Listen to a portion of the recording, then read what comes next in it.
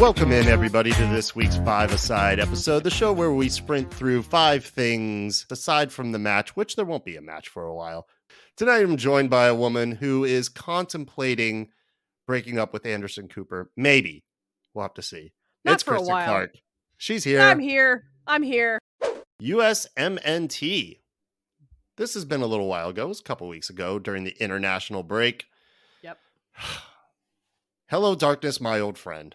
Not good. A defeat to Trinidad and Tobago. 2-1, yet again. Started off great. I mean, look, we're still advancing. It's fine on aggregate because of the 3-0 win we had. Started off great. We had a goal early on. Put us up 4-0. Ironically enough, the assist for that goal came off of one foot of Sergiño Dest. Yep. Well done. Yep. And then And then, look, the sending off of Dest was ridiculous, beyond ridiculous. Yeah. We're less than 3 years away from a World Cup, less than a year away from Copa, and we're seeing this kind of like lack of discipline. This is even worse than when Weston McKennie kind of had his little incident with breaking COVID protocols back in the day. Remember back in the day when we had COVID protocols? The only thing I can say about that is at least it was off pitch. You know? It was right. off game. But even then, he was benched, and the team kind of laid into him, and Chipotle said, no more commercials for a minute. Yeah. And then he made amends and came back. What happened this time is just inexcusable. He gets hot-headed like Sergiño, my guy, betterhelp.com. Check it out. It's free. You can change therapists for no extra cost. It's amateur he didn't get shit. It's amateur. It's worse than that. It's unprofessional. Yeah. It's inexcusable. He got hot about a call he didn't get before, and then ball comes. He keeps the ball in on the touchline. It looked in to me, but the ref calls it out. And at that point, he snaps. He just goes full Hulk mode, and just Bruce Banner is no longer there, and it's the Hulk. And he punts the ball away, which is going to get you a yellow straight away. Yep. And then he continues on. It's just super bad judgment. He goes into the ref's face, hand over the mouth, like that, as like one does when the players are talking on the pitch and they don't want the the lip readers of the world that are out there to see what they're saying. He's clearly laying into this ref. Yeah, it's like, we know what you're doing, my guy. We know what you're doing. Looks a little taken back by the fact that this player is still coming at him. Then immediately, Gio Reyna, who's had his own bout of controversies, comes over as the voice of reason. And Tim Ream, Daddy Ream, the captain, and they're like physically removing him, pulling him away, pushing him away. And then Dest starts blowing kisses at the ref. Says a few more words, immediate second yellow, off he goes. And he's still pathetic. Going off on the ref and players and Ream as he's walking off. And then he does the obligatory, Instagram post afterwards, apologizing to his teammates, to the whole country. Even write it. I don't need that.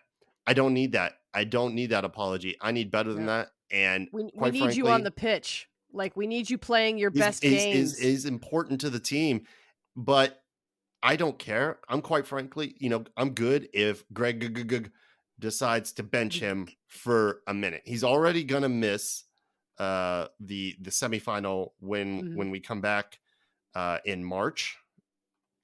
I don't care, and I don't care if he misses more games beyond that. Like, that's inexcusable. But now here we are, a year past the World Cup. Greg, rehired after that whole mess.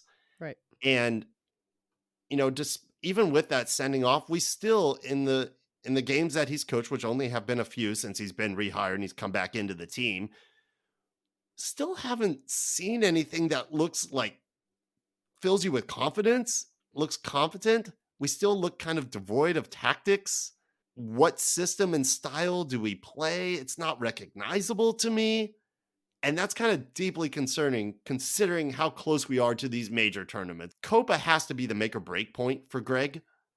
If we're going to make a change, like we did, with Bruce Arena coming in back when we got rid of Jurgen Klinsmann halfway through. This feels remarkably similar, where Yeah. vibes were high with Klinsmann in the World Cup that he coached, and then we kept him on, and things didn't go well, and then we had to make an emergency change midstream. Feels like that might happen again here if we don't have a good showing in March, and specifically, more importantly, at Copa.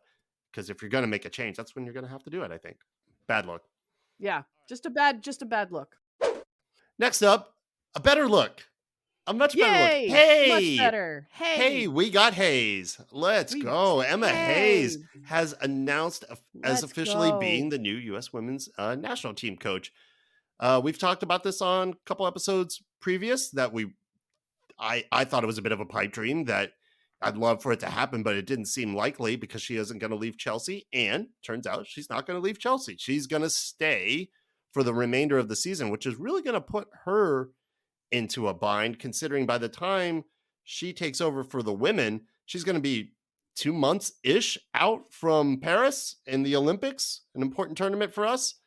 She's going to have no time off and immediately jump right in. I'm excited for the hire. It's the kind of big swing I think most fans would like to see happen with the men's side. Now, I know that's not exactly a fair comparison, right? Because of who's available on the men's side and who we can realistically get. But nonetheless, I mean, it's still an exciting and encouraging hire. But man, she is not going to have much time at all. Her work is cut out for her.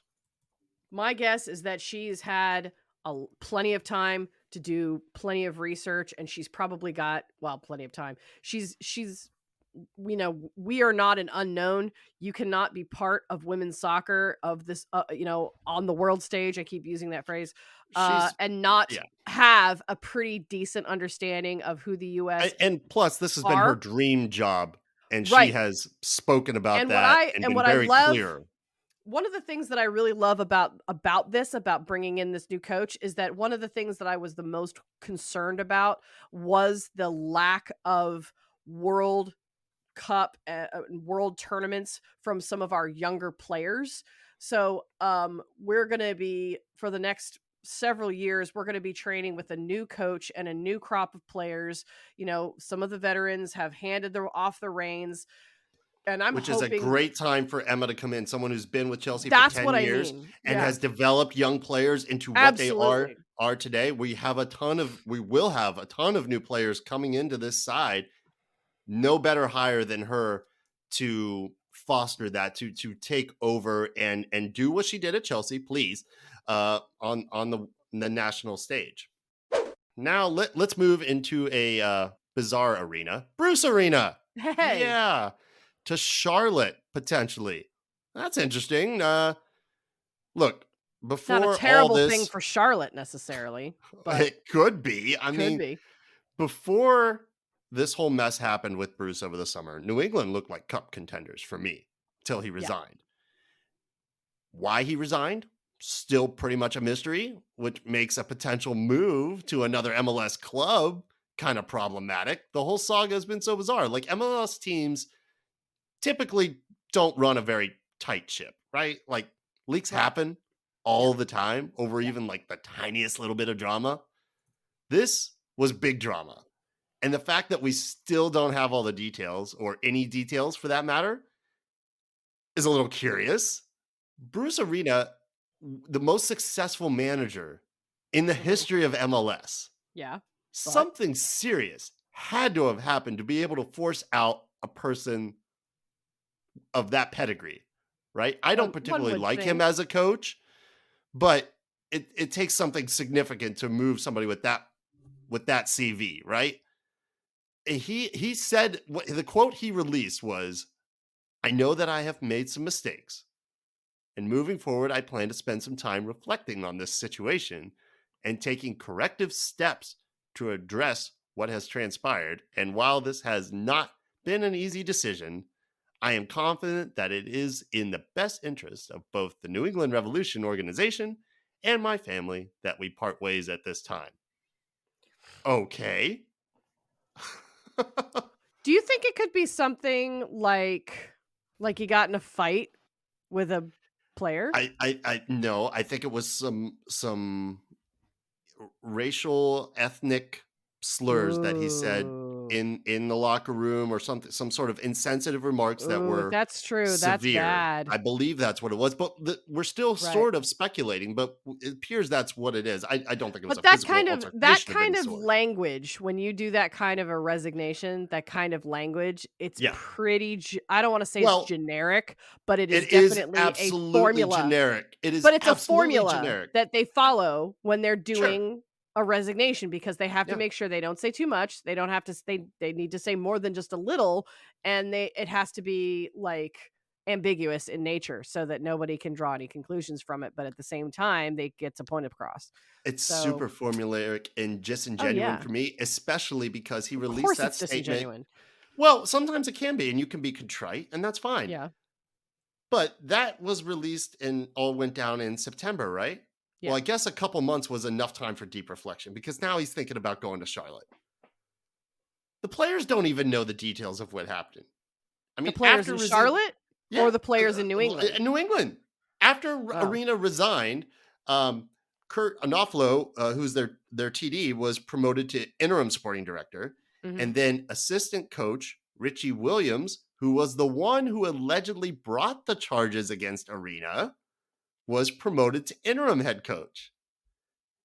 When all this was going down, team president Brian Biello told the players and the staff in an email, and this is all from the Athletic, widely reported, days after he resigned, that okay, we're going to have a meeting before practice, and we're going to lay it all out there, right? Ask your questions. That didn't go well. That meeting lasted about an hour. Players were, quote, unsatisfied with their time with Biello. Yeah, they didn't get their answers, and they demanded more details about what happened. There was a second meeting where players asked Williams directly about his involvement in the investigation. And again, he's the one that allegedly filed complaints against Arena and was interviewed in the investigation. He was also reportedly advised earlier in the season that he wouldn't be returning in 2024. So here you have an assistant coach who knows he's on a 1-year deal that's bringing charges against the coach. I'm not saying that he had an axe to grind or something like that. They could have been legitimate charges. He could have said some awful shit. We still don't know. That's the problem. After that meeting, the players still didn't get answers, and they still weren't happy with it. And Williams reportedly told players he really couldn't comment about the investigation. He gets fired later that same day. Then the Mm, Revolution name Clint Pierre, who is the head coach of Revs 2, as the team's interim head coach. mhm. I mean, Yeah, I think there's been some drama building for a couple years, some discontent amongst coaching staff, yeah, which is strange. Like, why bring back Williams on a 1-year deal, sort of like a lame duck contract, yeah. when things clearly weren't copacetic. Anyhow, like, listen, the hush hush stuff is a bad look for the league that claims to take verbal, physical, emotional abuse, harassment of any sort seriously, which they do. I think they have. Like, I think punishments should be even more severe than they have been. Like Kai Wagner, right? Yeah. He says some shit and he gets banned for 3 games. I think that's kind of light, but we know that happens. Like, when it happens to a player, we all know about it. When it happens to a coach, in particular this coach, not so much. I mean, Mm. it's so severe that to be able to accept a new position, if he is going to go to Charlotte, him, Bruce, and Charlotte have to petition the soccer don to allow him back in. So now this begs the question, and not that Charlotte's front office is super organized because they fired their first two head coaches. Their sporting director left before the start of their first season. They're a mess. Yeah. What is Charlotte doing here? Why would they want to get entangled in this? Do they know more than we do? Why are I you think they're even just desperate. entertaining No, I this? think they're desperate for a coach. There's plenty of other coaches available.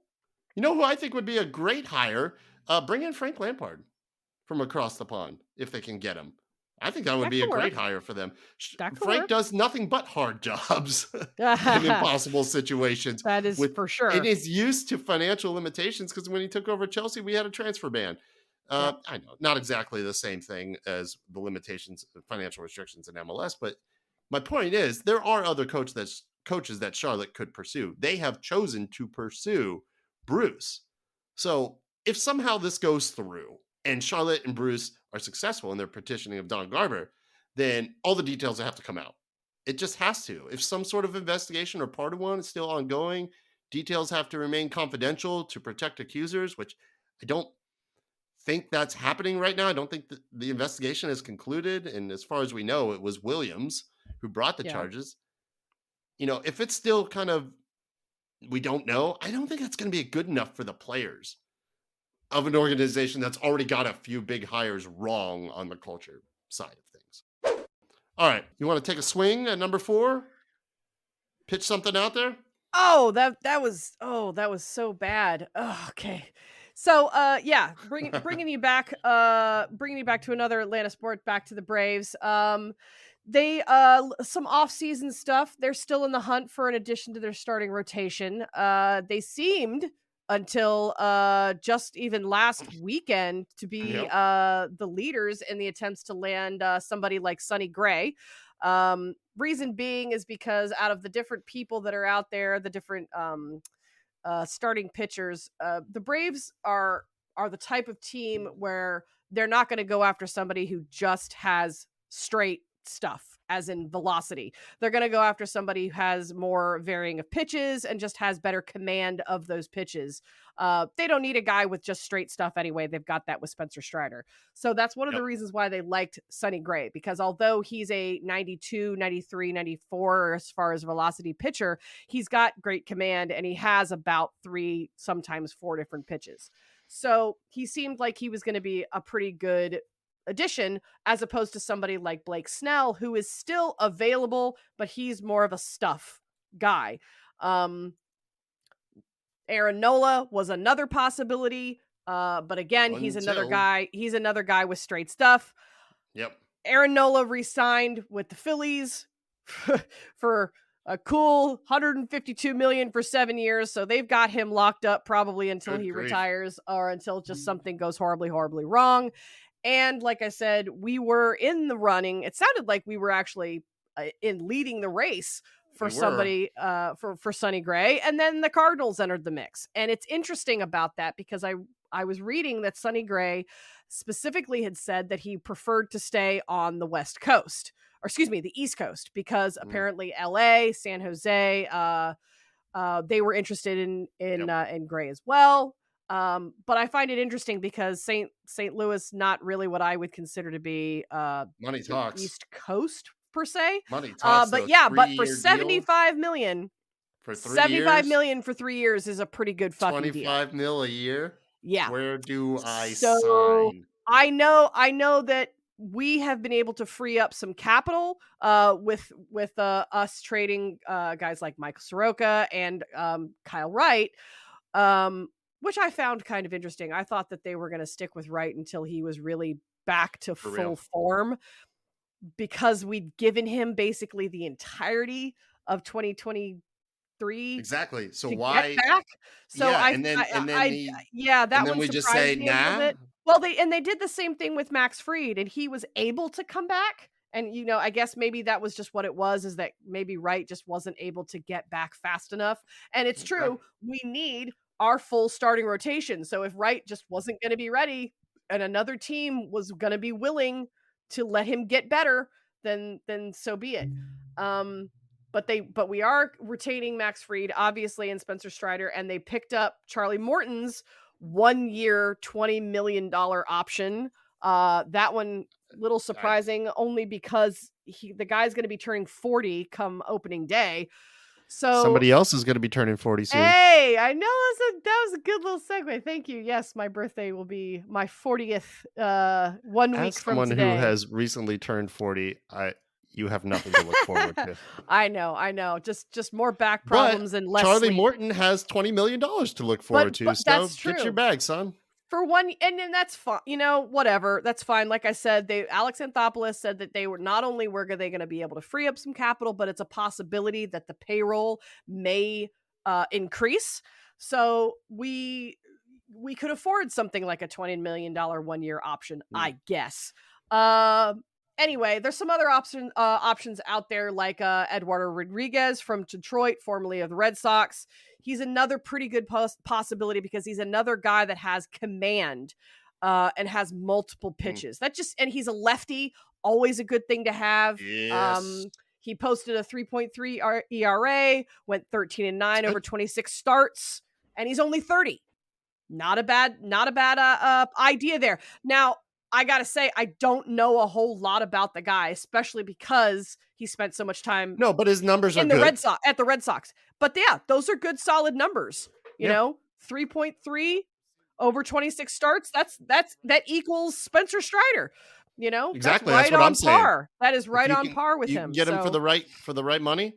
I'd be fine with that. I think that if Charlie Morton can stay healthy and we go Strider, Morton for one more year, provided he's going to provide some veteran presence in the dugout for some of the younger guys. Sure. And I know that we were able to $20 million for vibes. We were also able to re-sign some of our very very productive, very helpful guys in the bullpen. We did let a couple loose, but we were able to keep a lot of the good ones. One more nice, solid starting pitcher. I mean, somebody like Rodriguez, if we're going to go for somebody like him, I would like more than just like a 1-year deal. I would like it to maybe go 2 or 3 years. Yeah, no, it has to be because I really think we got to kind of try to meld this thing and kind of lock it down a little bit. But we've had some injury issues, and going into the series, I said if we have one problem, it's going to be pitching. I did not expect our bats to go cold, and that was the other problem. But it just, But it was the pitching that really. It was the pitching too. Yeah, we would have been able to stay in the running, or a lot more had we not let some of those games get away from us and get away from the pitchers. So, going to continue to keep our eye on that. Things are developing like daily because, spring training is things develop almost the minute before we hit record. You'd be surprised. They do indeed. You'd be surprised. Oh, if only you knew. And I won't say. All right. Last thing. The Premier League trying to make a point by deducting them. 10-point deduction for Everton in the EPL, the biggest point deduction in the history of the top flight. That could be relegation, minded. It really could. Yeah. It really, truly could. Some other clubs in the top flight who have been deducted points. Sunderland in 1890. That's how far back you have to go. There's only been 2 other clubs, actually.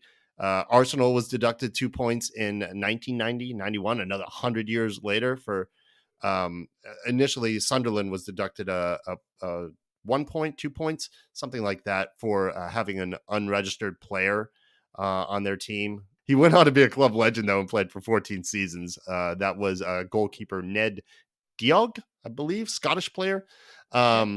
Yeah, but then 100 years later, Arsenal got hit with the same thing. If I know anything about the Gaelic language, it might be ditch. Ned. Sorry, Ned. Rest your soul. I assume your soul is resting now. It is 100 years later. Gosh. And then in the modern era, in the Premier League era, Middlesbrough was deducted 3 points in 1996 and 97 for pulling out of a match against Blackburn with less than 24 hours notice. They claimed that due to injuries, suspensions, and about a flu so it's just forfeiting. that were too much to overcome. And then Portsmouth was deducted 9 points for some similar things that Everton are going through here. Financial problems and entering into administration. And both of those teams were relegated. So 2 teams that got hit with a less, deduction did not survive. Both of them, Middlesbrough and Portsmouth, had less time than Everton does, in terms of when these penalties landed. But both of them ended up being relegated. It's not looking great for Everton, who were Yeah, deducted. would you say that they deserve it?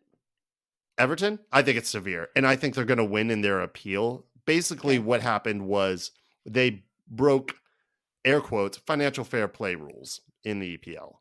The rule being that the maximum amount that a club can lose on its books is $130 million over the course of 3 years. Everton claimed to have lost 155 million. It's kind of similar to what happened with Portsmouth 12 years ago, 13 years ago. They're also a financial mess with an owner and a board that is all but financially cratered the Toffees. Everton is in the process of appealing the decision. And it seems like most people that are close to the club feel like that an appeal will result in a slightly less deduction, but still, considering how close Everton has come to dropping these past 2 seasons and Yeah. previous, the great escapes, It could be a nail in the coffin. And here's the thing, it they're going to really have to could. make that decision. They're going to have to make the decision on the appeal before this season ends, because Right. if they Well, no. they just have to, because if they are Yeah. in a relegation battle and it's a matter of 3 to 6 points, fuck, or even 10, then they have to decide Watch, decision day is before going it to take on ends. a whole A new whole meaning. new meeting. A whole new meaning. It's true. However, if they do drop, they Right. may have some company. The Blues of Merseyside might have some Blues of London, the Sky Blues of Manchester. Oh It man. could happen. Like, I wonder what Chelsea and City's front offices are thinking right now, considering how severe the charges were for Everton, who were only found guilty of a single charge. Chelsea is facing several charges, I even mean, though the club is apparently cooperating more than Everton did. I bet you they are. Yes, here are our books. Sorry. No doubt. please take whatever And you like. yeah, no, we're sorry. We admit it. We did it wrong. No 10 points, please. That could be a real problem for Chelsea this season. Seriously. We're still not there. We are not back, even with Poch. City, they're facing more than 100 charges. And I don't know if all the oil money lawyers in the world are going to save them. It might not. It would be wild, right? To see Everton, Chelsea, and City playing on ESPN Plus. I You know? I don't even know. I mean, I'm I don't jesting a even know little, what to think, because the but implications of that are absolutely well, that's so I mean, much I'm money. jesting. I'm jesting a little, but I like know. if a billionaire / nation state backed behemoth of a club like Chelsea or Manchester City were to be handed that kind of a severe point deduction, like so severe that even if Manchester does their traditional post-Christmas 14 games won in a row run like they're prone to do, Yeah. that they still couldn't climb out of it. I think they'll be okay just from the money and just that No, big of a and I club. think They no, just come they'll right back stay up the up. next Yeah, season. they'll stay up, but I No, don't think I'm that they're saying if really they in get any. hit with a point deduction that they can't overcome.